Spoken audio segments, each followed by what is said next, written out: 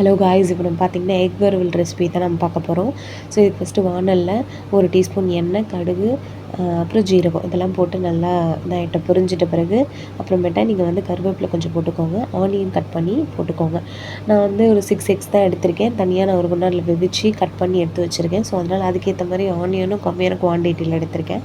So உங்களுக்கு எவ்வளோ quantity வேணுமோ நீங்கள் அவ்வளோ குவான்டிட்டி எடுத்துகிட்டு நல்லா வதக்கிக்கோங்க. நல்லா ரெட்டிஷ் ப்ரௌன் வரைக்கும் வதக்குங்க. ஓகேங்களா?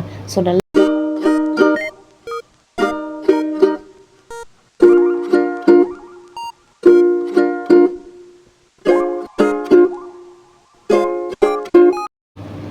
கைஸ் இப்போ பார்த்தீங்கன்னா அது நல்லா ரெட்டிஷ் ப்ரௌன் வரைக்கும் வதக்கிடுச்சு. இப்போ 1/4 டீஸ்பூன் மஞ்சள்தூள் போட்டிருக்கேன்.